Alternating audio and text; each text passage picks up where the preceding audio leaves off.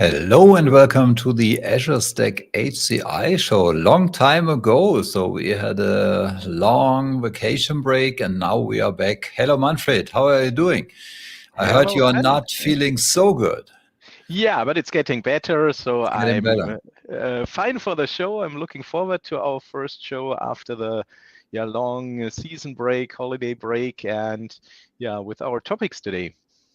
Yeah, our topic of today is the release 2408 of Azure Stack HCI. So what is 2408? So usually the Azure Stack HCI versions are called 22H2, 23H2. Now we have 2408. So Azure Stack HCI has annual big new releases. These new releases have to be updated in a time frame of, I think it's 6 months roundabout. But in between, there are some smaller updates on Azure Stack HCI, and these are called the year, so 24, and then the month, so it's August 08. And a lot of new functionalities are coming to Azure Stack HCI. And it's good to see that new features are not coming to Azure Stack HCI only every year, but quarterly or maybe sometimes on a monthly basis to make the product agile and as modern as possible. Yeah, Yeah, I didn't Manfred, you find told any. me, yeah, sorry. Yeah, I didn't find any information about this, if these updates with the year and the month, if they are on a quarterly basis or monthly basis. When we look at the time frame since the release of Azure Mhm. Stack HCI 23H2, then we can see we didn't see them every month, but we have them on a nearly a regular basis. So we had several updates already in February. These were mainly bug fixes. But then we had a major update already in March, April.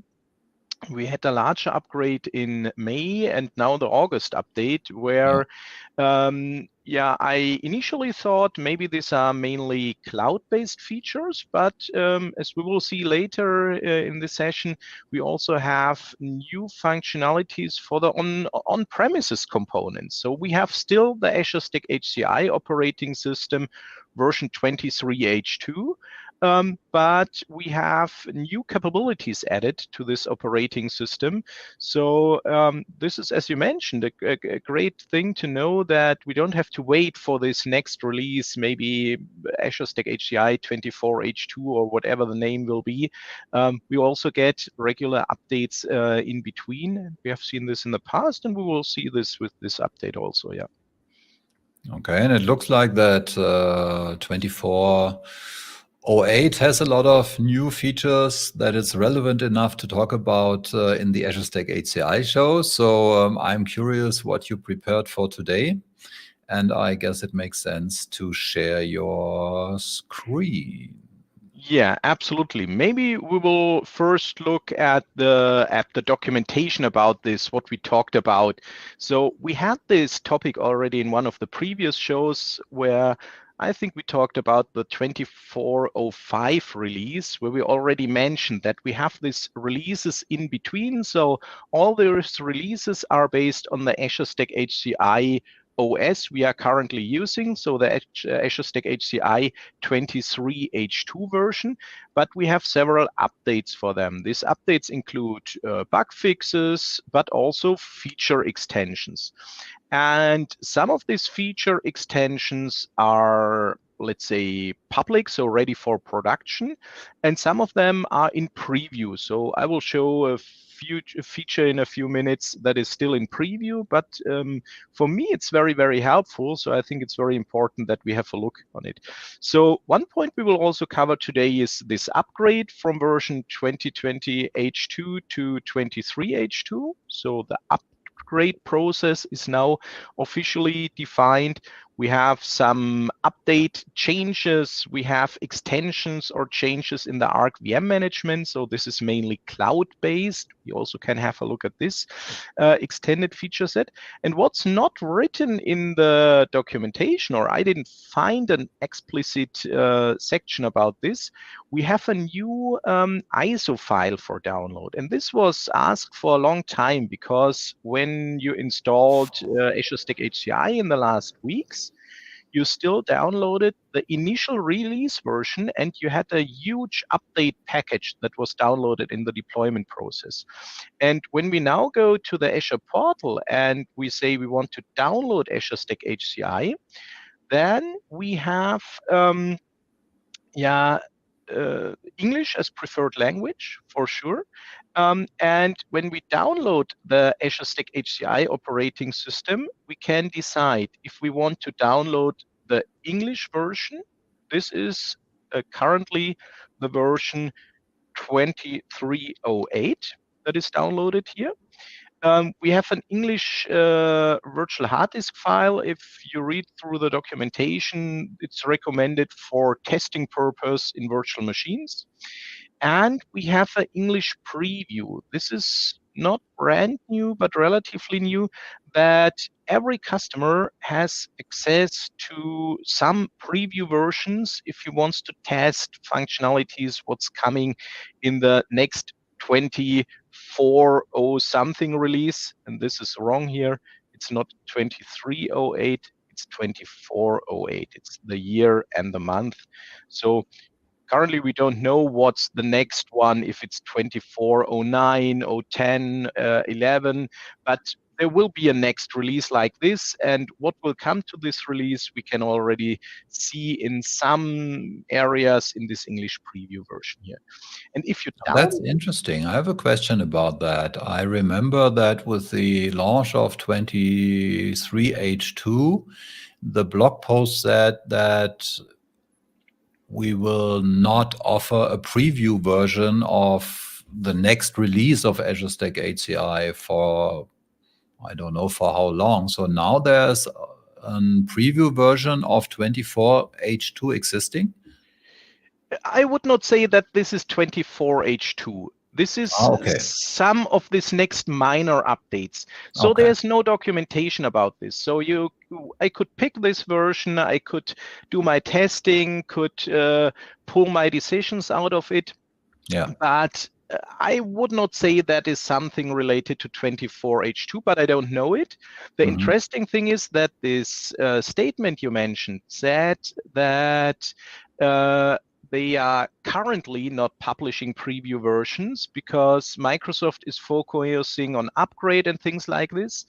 And these topics are now, let's say, in progress. So we know how the upgrade will work for most scenarios and so on. So for me, it seems like that now they are already working on the next versions.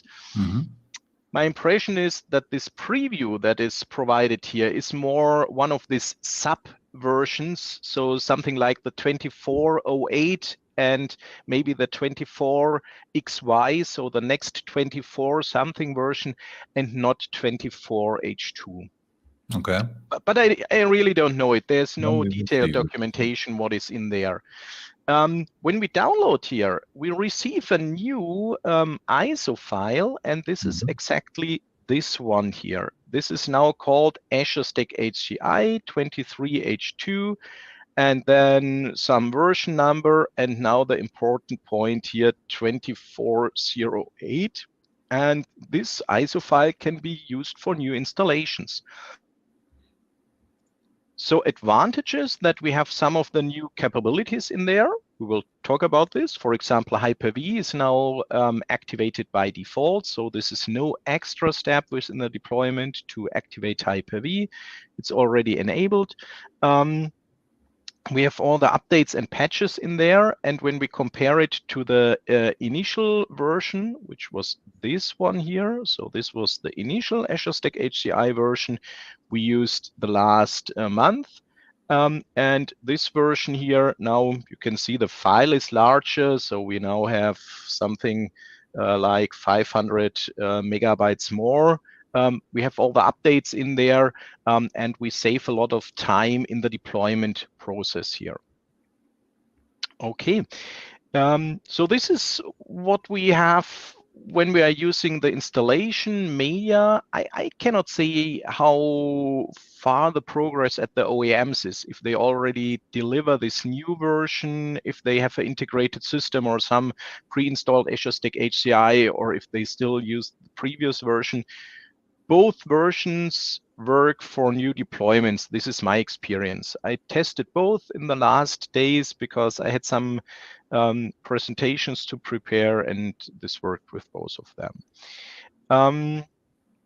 When we install a new Azure Stack HCI node, and I did this based on a virtual machine, so I created a virtual machine for us. Azure Stack HCI operating system is already running in there.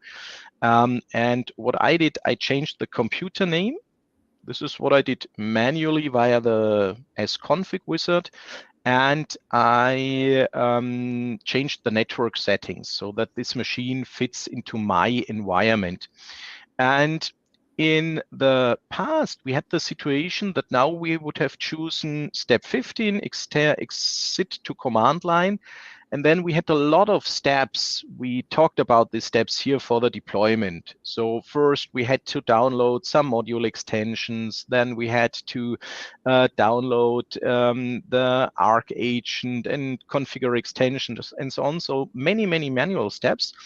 Now we have a different approach. This is in preview, but this is the future. So when I use the web browser and I open the page of this machine here, it's 172.19.205.101. Then I receive a log-on screen, and this log-on screen is from my local machine. So I'm using the administrator here. This is an account on this machine, and I have a password specified within the OS installation.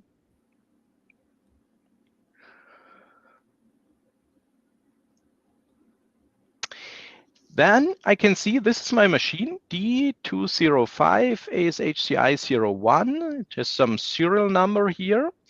And now I can start to set up the Arc agent. I do not anymore PowerShell here or scripts I have to manually configure. I just click on Start. And now it says, okay, I found a machine. This has one network port. Allocation of IP address is static. This is the IP address, the subnet, the gateway. I can check if this is fine and could edit the values, but these values are fine for me. I can enter additional details. So I could, for example, define that remote desktop should be on by default. In the deployment process, remote desktop on the machine is disabled by default.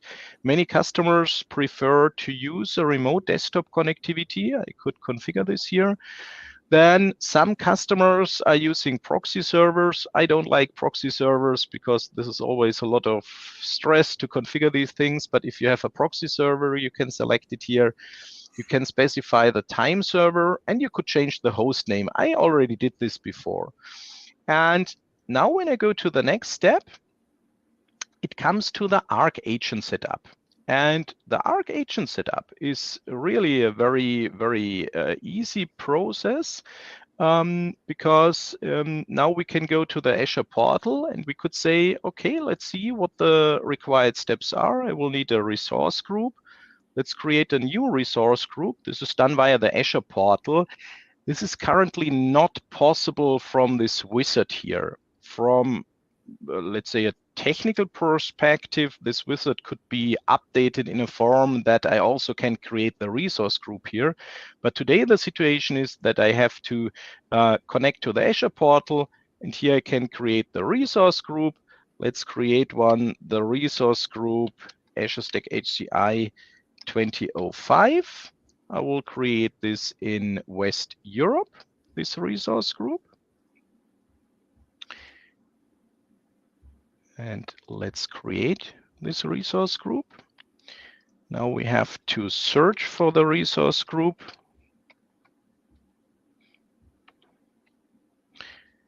Here we have the information for this resource group. I have a name. I will copy this name and paste this name into this form here. I have a region. It's West Europe. Then we need a subscription ID. This was shown here. I can directly pick it from the resource group, paste it here. And then we still need a tenant ID. The tenant ID is found in the Azure portal. We go to the Azure portal and to their Entra ID.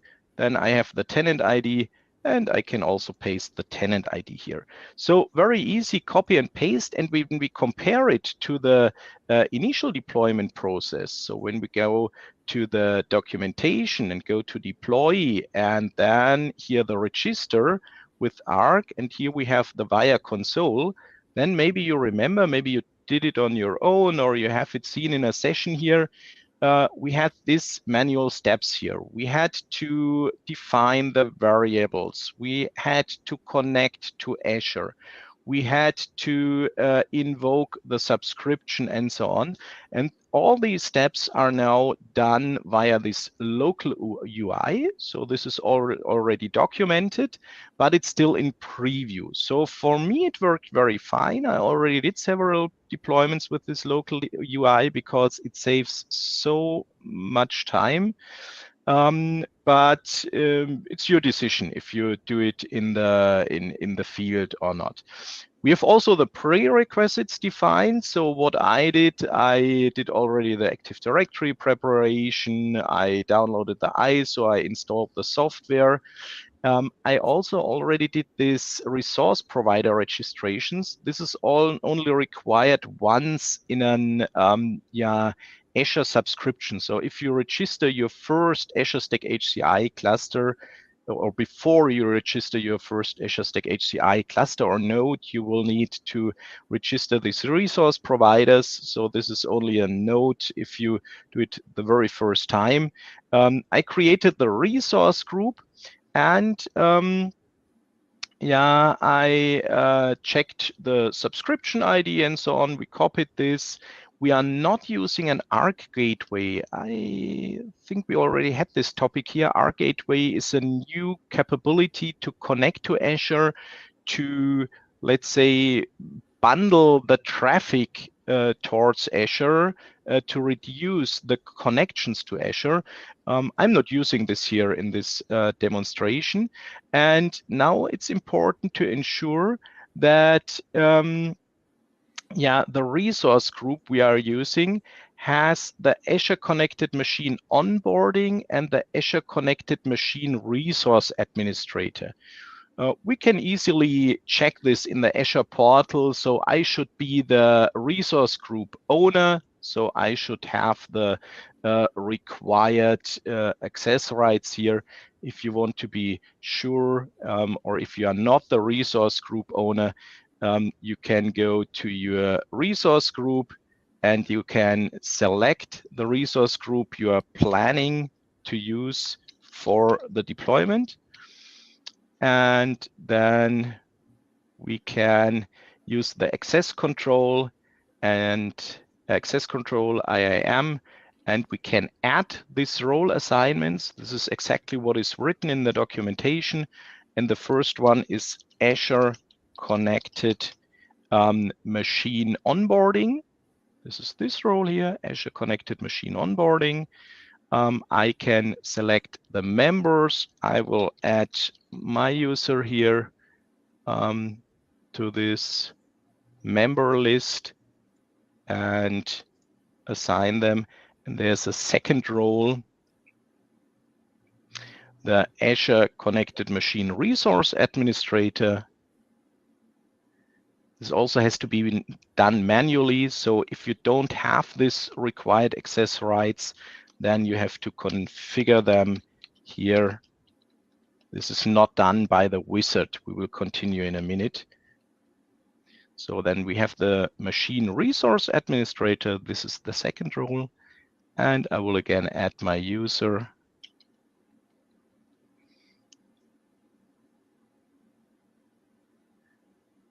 And configure this here. So, and then we can start with the deployment itself. When you have a physical system and you don't have any access to this machine, then the machine can be addressed via the serial number. So the default host name for the machine is the serial number of the physical system. So I have all the information here: subscription ID, tenant ID, region, and the resource group name. And now I can go to next. I have a review section, and via finish, the deployment starts. And these are 3 clicks and 4 or 5 values I have to copy via copy and paste. And the whole rest is done based on this new deployment wizard. So if we have a look at this resource group in a few minutes, we will see that the server is registered here. And for the servers, the extensions are installed. This still needs some time.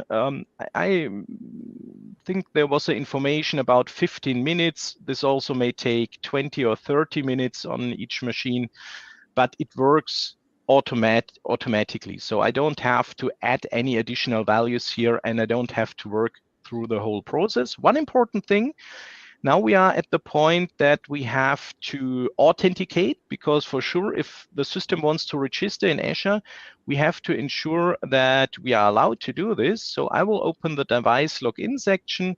I will copy the code here, and also very easy from the workflow. So the code is validated. I have to use my account, confirm that I want to log into Azure CLI. And I have already a browser session here on this machine. If this would have been a new one, for sure, I have to confirm my multi-factor information here. And now this continues. So the R configuration is done here. The remote desktop web proxy time server host name is already functional here. What did not work for me was this open in Azure portal. So something is wrong on this link here, but for sure we can open it manually here and check the status in Azure. Here now we have this machine already registered. So this is my server that is registered in Azure. When I click on this server, I will see the extensions. If you have already done it before, you might know that we have 4 extensions here that will be installed via this onboarding process. And here in the extensions area, we can monitor the progress. So currently there's no extension here. So let's see in a few seconds, and then we will see how the extensions come in here. So a great step forward from my point of view, because it looks now like a final solution for the deployment and not a collection of scripts we have to execute. So the scripts worked fine, so there were no issues with this onboarding scripts. But my expectation, and also expectation of many customers, is that if it's a system from Microsoft, then there should be some wizard to do this. There should be some graphical interface. And now we have this interface with this local UI-based deployment. This is the name for it in the documentation.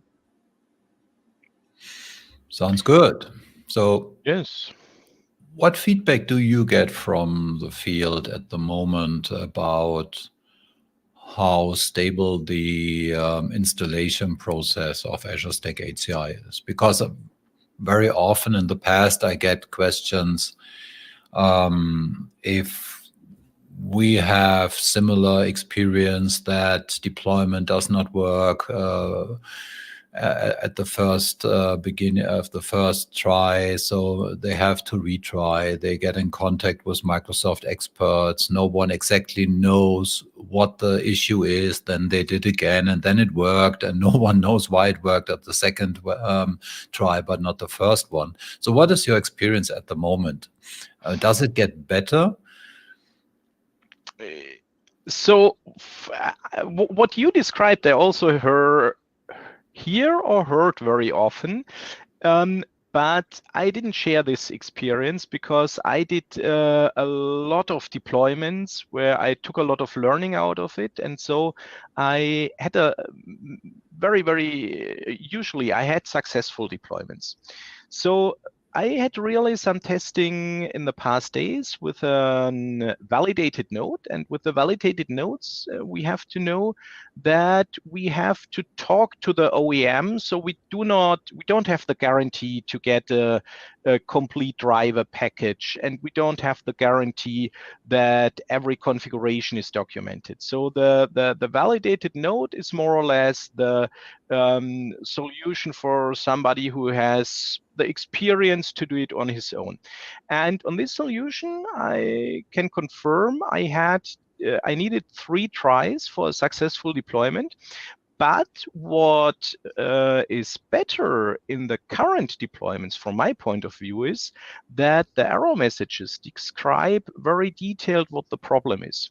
So in my specific situation, I had the situation that I ordered this system as an Azure Stack HCI validated node, but the secure boot was not enabled by default.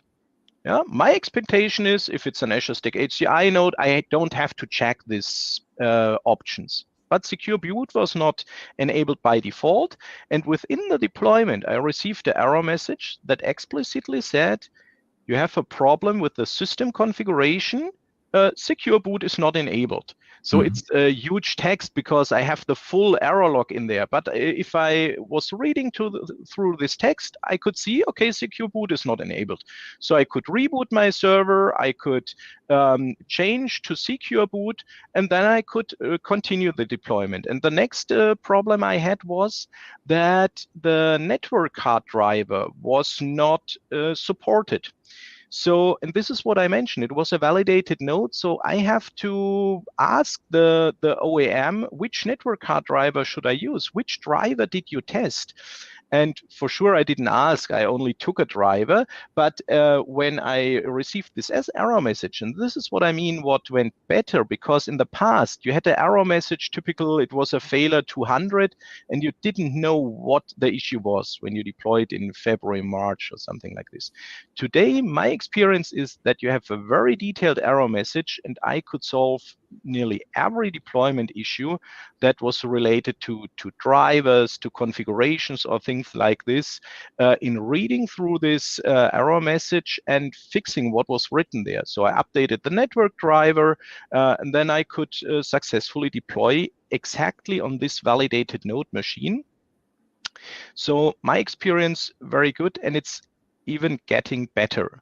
So we have a comment about this in the chat from Toby. He says he had also 3 stacks deployed in a testing environment. He had errors. Yeah, but he confirms also he had error messages, and they were helpful. This is what I mentioned. And he said, interesting is what one stack completely deployed. And then he had problems that the stack had a minus in there or a dash in there. There were issues, and then he deployed completely. So the naming conventions are a little bit difficult. We have different sections where Microsoft explicitly says in the guides that the passwords and the naming conventions follow the Azure requirements. But in some areas, this is not written. But my recommendation is every object we are creating, virtual machines, resource groups, accounts, and so on, always think about the Azure naming conventions, because it's a hybrid solution. So it always can happen that some metadata is stored somewhere in Azure where we have to ensure not to run in conflict here. Yeah. So my extensions are visible now. So maybe we can have another look onto my screen. This is what I mentioned. This is exactly the view on the list that was empty before. And now we have the 3 extensions. 4 extensions. All extensions are creating currently. And we have here the edge telemetry and diagnostics, the remote support, the device management, and the lifecycle manager. Usually, the lifecycle manager is the component that needs the most time, or takes the longest time to get finished. So important is that these extensions are all completely installed before we continue with the deployment. Cool. Yeah, there's an advice from Udo Walberer from Lenovo. So maybe that's helpful. And yeah, of course, it makes sense always to have a good connection to your hardware vendor, because they know best what works and what does not work on their hardware, and they can support you in any kind of deployment issues. Yeah, absolutely. Yeah. So it was not my idea to say that the validated nodes do not work or something like this. For sure, if you know which components to take and which drivers to take, then they work perfectly. And as I mentioned, also my deployment on the validated node system was successful at the end. Yeah. And one more comment. Robert had also a lot of nested deployments. My major issue fails were with network ATCs, step with Hyper-V VMs, but by splitting up management compute storage to 2 intents, it seems to work more reliable. So for me, both works. So I'm also doing a lot of trainings and testing with virtual machines, because it's much faster to deploy them. We don't have this boot process and so on. The important to know is that the deployment wizard recognizes if it's a virtual machine. So the deployment is different in some points. So for example, the trusted platform module is not mandatory for virtual machines. I don't know if this virtual hard disk file we can download from the Azure portal, if this file has additional optimizations, or if this is only a pre-configured virtual hard disk file. So I don't know this, but I know that the virtual machines are in some points different in the deployment. And for me, Robert, to your question, both worked to have a single intent for all the traffic, or to split it up in management, compute, and storage. One more question or comment about the updating to 2408. I had some trouble updating to 2408. In my case, the net intent from my switchless storage gets failed. I mainly use the 2408 version for new installations since it's released. I cannot say anything about this if there are known. So we could look in the known issues list if there's something in there for the 2408 version for the upgrade, but I didn't have any feedback about this till now. Yeah. And Udo has a good comment. Follow the guide, and it will work usually. So the deployment guide really works very, very well. So when we have preview things, then maybe sometimes not everything is documented. So when we look at the deployment of Azure Stack HCI 23H2, what I've shown to you, let's have another look on this documentation and the deployment here. And then the register the server with Arc, and here via console. This is the documentation for production. Via local UI is preview, and when I scroll down, then I have the situation that the document ends here somewhere at, I have the device code, something is success, and I have the information about the extensions. And then this document ends here. And when we look in the deployment via console, we can read that we need some additional permissions. So they are missing in this part, deployment via local UI, but this is still preview. So for me, I know that I need to configure this, and these are additional things here. We need the Azure Stack HCI administrator and reader role, and on the resource group, we need the Key Vault data administrator, the Key Vault secrets officer, the contributor, and the storage account contributor. This is also not done automatically via the local UI deployment. I'm pretty sure that this will be added, or it's a preview. Maybe this wizard will be extended so that this wizard configures this required role somehow automatically. But this is important if you test it, that you know that these steps are still required additionally. Okay, now we can see 3 of my 4 extensions are already succeeded. As I mentioned, the lifecycle manager needs a little bit longer. It's still creating. And when this is finished, we can go to the Azure Stack HCI and start the deployment. We have seen this deployment already in one of the previous shows. I would say it was one of the first shows based on Azure Stack HCI 23H2, the cloud-based deployment, and these steps are absolutely identical to what we have seen there. Okay, so any comments or questions about this local UI deployment here? Does not look like that there are additional questions. So I think we can switch to the upgrade. Yeah, maybe a few minutes. Let's spend a few minutes about this ARC management part in the portal, and then come to the upgrade. Okay. Because what we have seen in the list, there are some ARC extensions, and I have one cluster deployed here. This cluster here, when we look, this is a very small machine. This is, again, I think important information that also small implementations are possible. This is a server with only 4 cores. When I look at the nodes, this is a single node configuration. This is only one server. This is possible with Azure Stack HCI. This works perfectly. I have all the capabilities on there.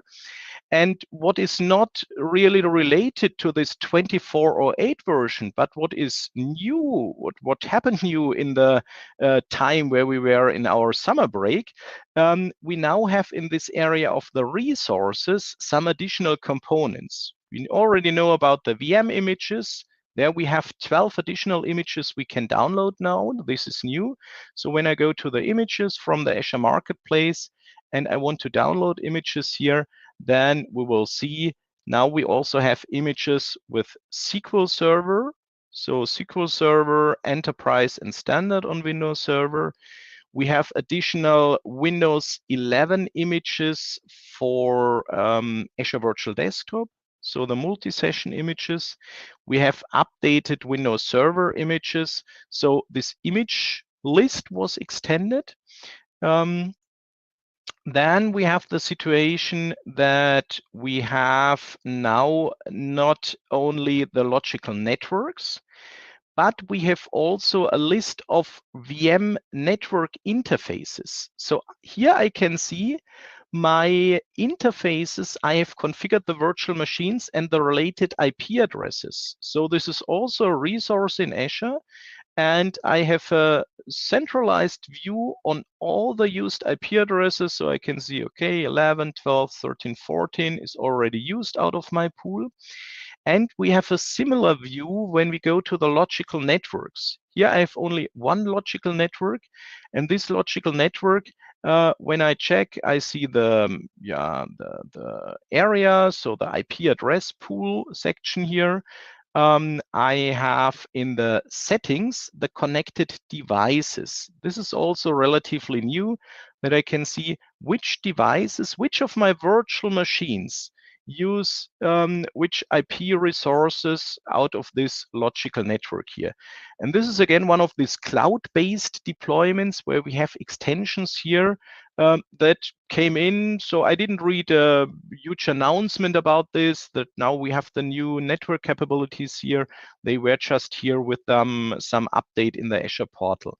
And when we create logical networks, now the algorithm behind it is more intelligent. So it checks if the IP address space is already used, or if the IP address space overlaps and things like this. Okay. There's one more question. Yeah. About the update to 2408 in a nested HCI, and yeah, sometimes Windows Admin Center is not connecting. Yeah, I assume the Is question. it because it's a nested virtualization, or is there any different issue? Yeah, Nadim, maybe you can confirm if you are asking about this. So I will go to the Windows Admin Center here in the Azure portal.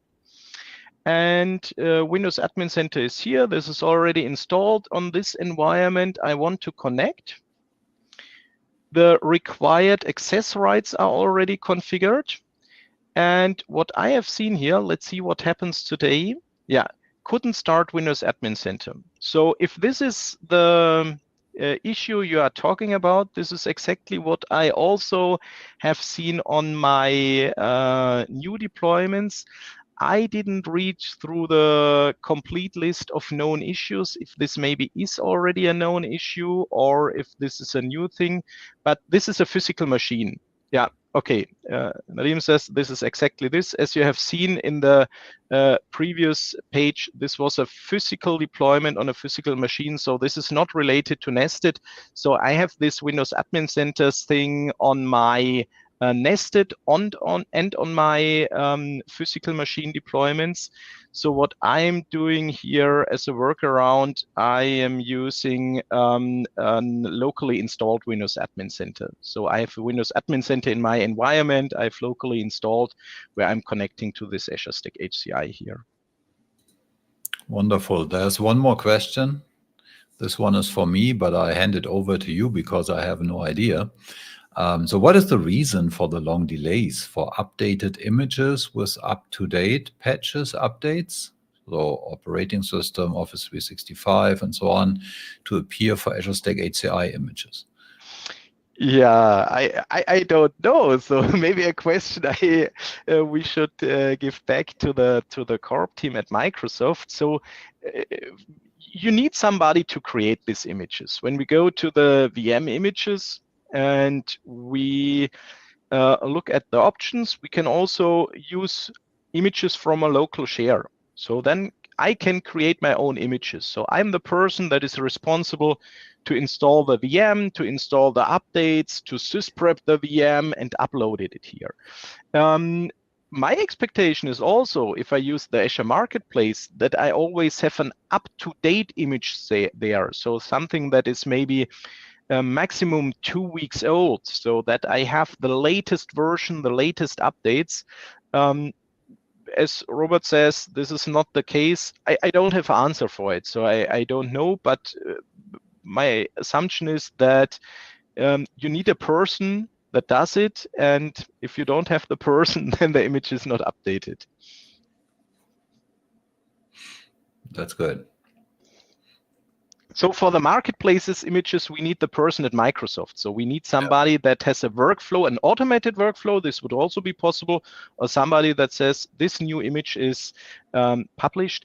For sure, you need some testing. It's not only providing this image, you have to test the image and so on. This is all part of the responsibility or part of the reason why it takes some time. But I don't know any document that says if a new version is released that is related to the Azure Marketplace images, we will publish this image within 2, 4, or 6 weeks. Sometimes it feels it takes longer, and sometimes it feels it is faster. Yeah. Okay. Yeah. Good. And so any Robert more says, updates on the ARC extensions? I assume there are many small things. Maybe I did not remember exactly that they are new. So these were the most important things I wanted to highlight there. Okay, so we are switching to the upgrade. Yeah, we can switch to the upgrade.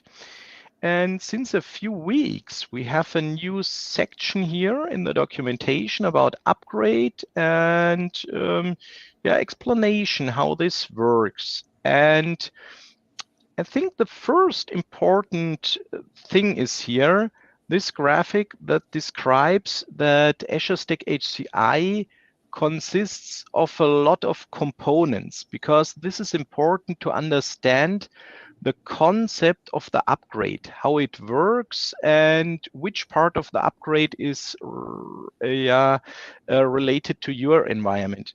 Because one important part is the operating system. This is the thing where the customers that are thinking about upgrade currently have installed 22H2. So they have installed 22H2. Let's see where I can put it here. And they want somehow to come to 23H2. So they want to move from this old operating system version to a new operating system version. When we think about Windows Server, this is a process that is well known since years. So we had the previous operating system version. We started this operating system. We have put in the installation media of the later version, and then we started the upgrade. Usually this works.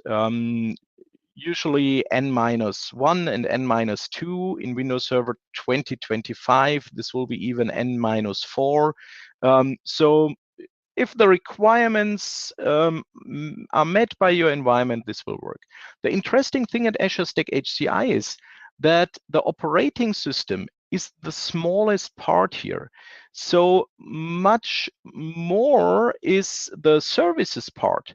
So when we look at the lifecycle manager and the Arc VMs and the agent extensions, and when we look at the Arc resource bridge, here in this area, we have the Azure Arc resource bridge.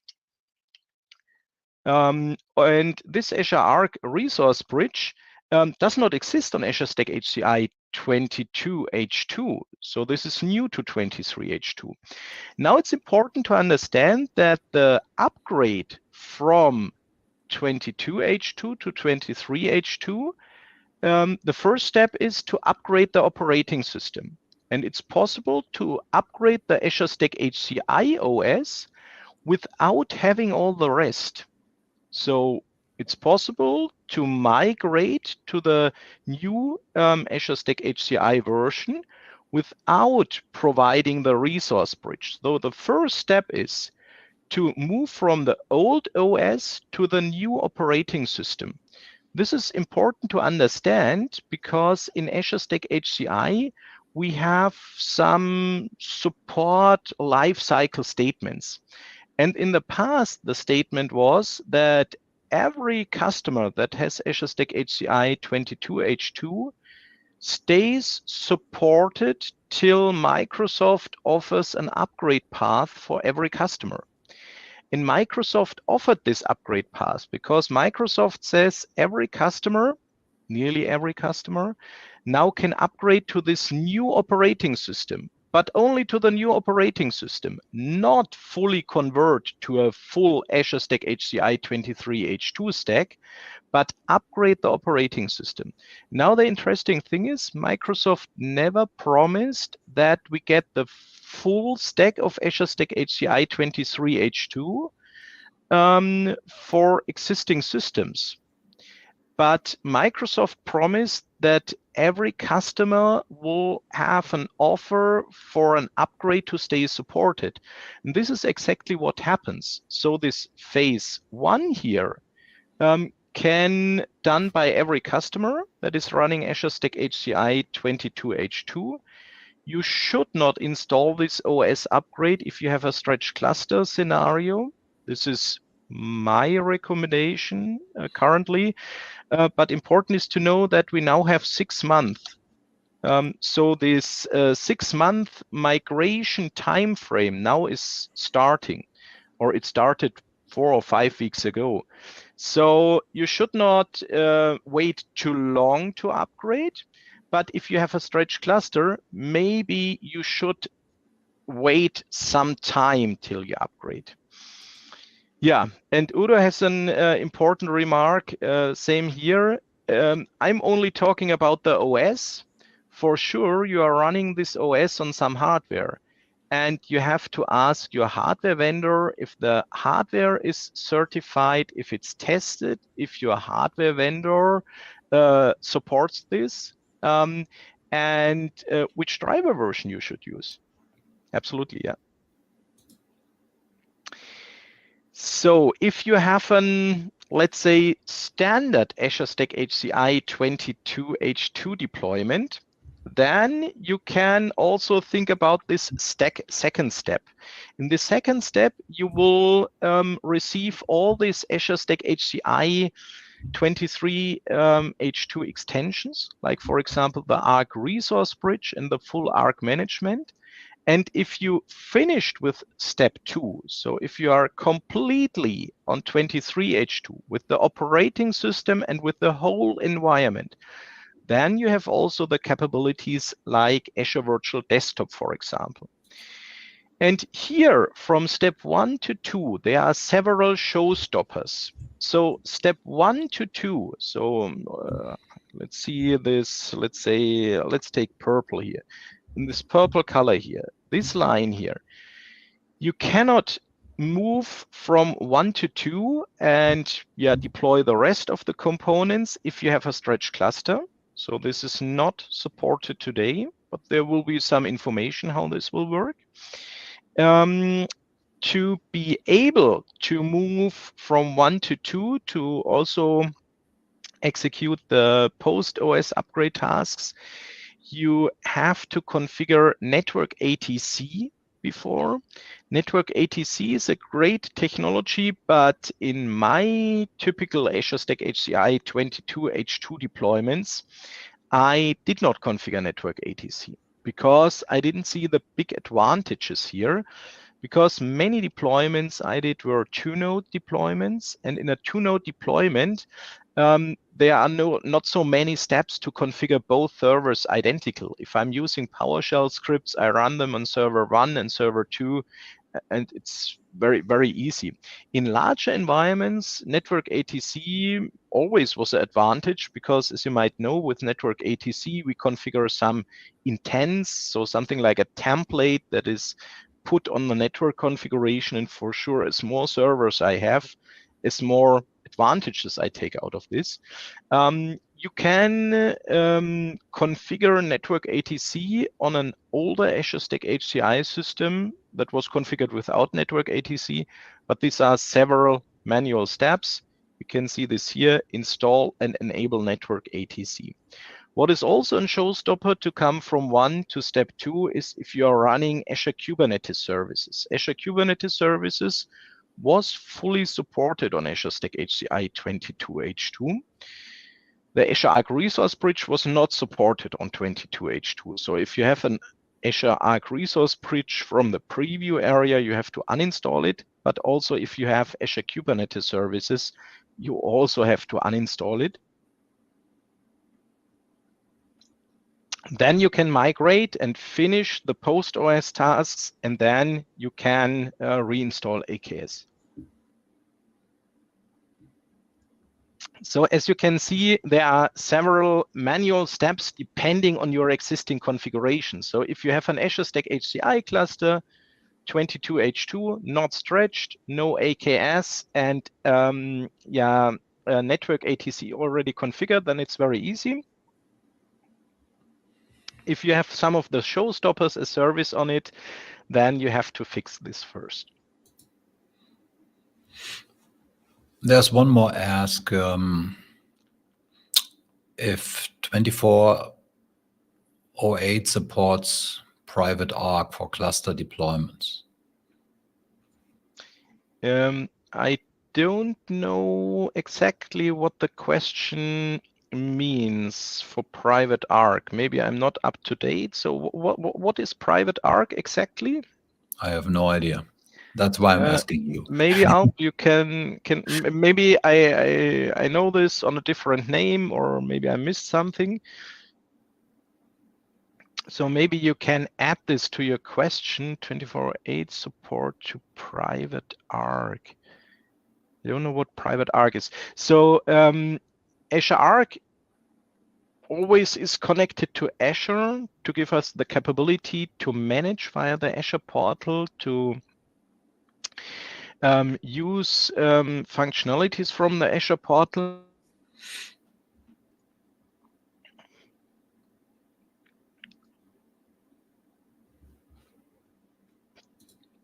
Udo says maybe private endpoint. So there are some limitations for the private endpoints on this. What is new in the Arc thing is the Arc gateway.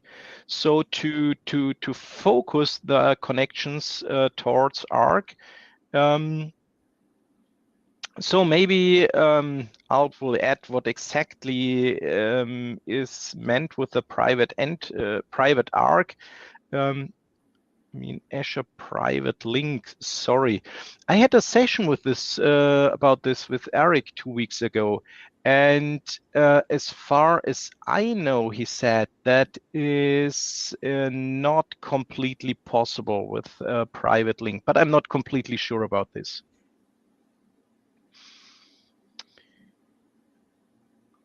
But there's one question I receive very often these days, that the upgrade path from the last version to the current version took very long.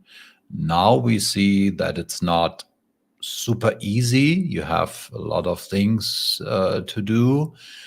And especially our system integrators ask me if the upgrade process is so complicated, then it takes a lot of time for them to do this at their customer sites, and time for them is losing money.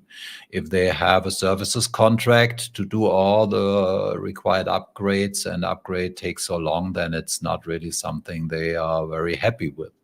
So my understanding is that Azure Stack HCI at the moment is in a process of from an, let's say, old concept to a new concept, and a lot of technology changes are happening these days, and these are causing the issues we are facing right now.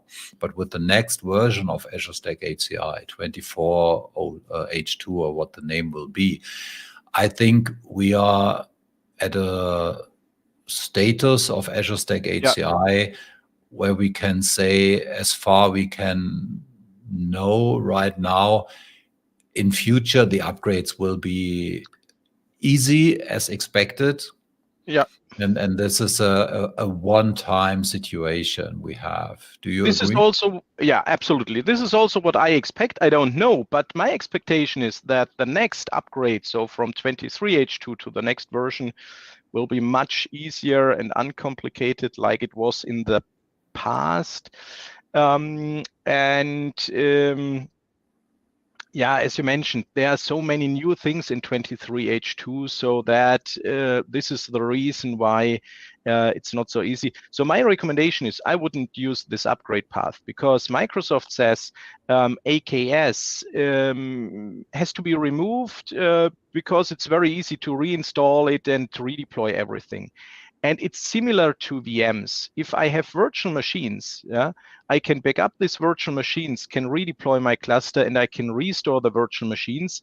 The possible showstopper is that my virtual machine data volume is much higher, because a container usually is very small. A virtual machine has some size. If it's a file server, it's usually very large. But I would always keep this option in mind, to think about the short downtime of a few hours or maybe a day. It depends on your size and your capacity. You have to calculate this. And maybe this is also a good step for some hardware refresh, where you could say, okay, I have the old cluster, let's take a new cluster, and then I can bring these machines with nearly no downtime or without any downtime to the new cluster, to the new hardware, depending on the specific configuration. And so I would take this as the last option, really, to upgrade on the existing hardware, like I described this in the last part. Yeah, and so when we look back in the history of Azure Stack HCI, so at the beginning, Azure Stack HCI was a solution you deployed in your data center, for example, and then you had a lot of configuration options, and then you connected it to the Azure portal and everything was ready. But we had, for example, 10 customers with 10 different kinds of deployment. Customer A choose option one, customer B choose another option. And now we see that upgrading these completely different versions is running in customers into issues. And the idea of Azure Stack HCI, or the strategy of Azure Stack HCI, is very much focusing on edge computing, on retail manufacturing and things like that. So we are talking about customer scenarios where we have hundreds or thousands of sites. And it's absolutely important, if you have thousands of sites, that you do not have to touch every single system, or that you are not running into issues because hundreds of these sites have been deployed different than hundreds of the other sites. So the current strategy of Azure Stack HCI is that you deploy Azure Stack HCI following best practices from the Azure portal. It's not so flexible as it was in the past, but with less flexibility, we get more stability, and it's easier to forecast what could happen when there's an upgrade. Of course, you have maybe some things that are related to hardware configurations, but from the software perspective, it's easier for Microsoft to plan upgrade path. That's why I'm very confident that in future it will be much, much easier. And this is exactly what our customers expect from us. Yep. And I'm curious about the next Ignite in November. Mm-hmm. Because with the Ignite, there will be some updates on Windows Server announcements, Azure Stack HCI announcements. So this is what we heard these days, that it will be really a part of the Ignite. So in the past, Ignite has a lot of topics like AI and so on. And Azure Stack HCI was not really part of Ignite. So we used the Ignite timeframe for some announcements, but it was not part of that. The same for Windows Server. But if it's really true that these two products will be in the agenda of Azure, of the Ignite, it demonstrates that the hybrid solutions Microsoft is offering, and I include Windows Server and Arc and Azure Stack HCI, become more important. And I think this is very true because of the VMware situations. So a lot of customers reach out to Microsoft and say, we count on you. We need you to do this and that. And it's getting more and more a product that you can rely on. The interesting thing about this is the Ignite agenda is not online yet, but No. I just registered for Ignite, and what's already possible is to book the pre-day. And in the pre-day are exactly 3 sessions in the area you mentioned. There's a Windows Server 2025 session, something about Windows Server management. I don't remember it exactly. There's another pre-day session about Azure Arc. So I didn't find any information if it's Azure Stack HCI related. It's just hybrid management. And then is one session about workloads at the edge. It's related to IoT. There was no Azure Stack HCI in the naming there, but my understanding was that this is related to Azure Stack HCI because as far as I know, this is our platform for containers and things like this. So this confirms exactly what you mentioned, Sven. So let's see what in the agenda will be, in the official agenda. I don't know when this will be published. Currently, it's not online, but the pre-days are already very, very interesting. So they sound like there will be more about this technology areas. Yeah. So looking forward to that and looking forward to our next Azure Stack HCI show because we are already over time for today. So let's close the session as always with some information about what you can get over the next couple of weeks. So for example, in 2 weeks, we are back with the Azure Stack HCI show. We do not know the topic so far, but I think there will be some new updates over the next 2 weeks. And I want to highlight my website, svenlangenfeld-techtalk.com. There's everything included I have so far about Azure Stack HCI, content, news, relevant links. And Udo Walberer mentioned today very often that it makes sense to get in contact with your OEM because they have all the detailed information about the operating system and the hardware. And when you're looking for your contact of your OEM, then it makes sense to go on my website to the hardware services. And when you go to the hardware services, you can see most of the OEMs with certified hardware, and you can see who are the people at the OEM who can support you. So for example, here at Lenovo, we have Udo Walberer and you have contact information. So if you do not know who's your Azure Stack HCI go-to person at the OEM, on my website, you will find this information. And of course, it makes sense to follow us on LinkedIn, on YouTube, but especially on LinkedIn, there's an Azure Stack HCI Tech Talk channel. And in this channel, Manfred, I, and other experts are posting news about Azure Stack HCI. So if you go on LinkedIn and search for Azure Stack HCI Tech Talk, please follow us and stay up to date. And there's a hybrid show every second Friday before the Azure Stack HCI show. So 2 hours earlier, the MVPs Eric Berg and Manfred Helber are talking about hybrid solutions. And in one of the last shows, they had a 1-hour deep dive into the upgrade path.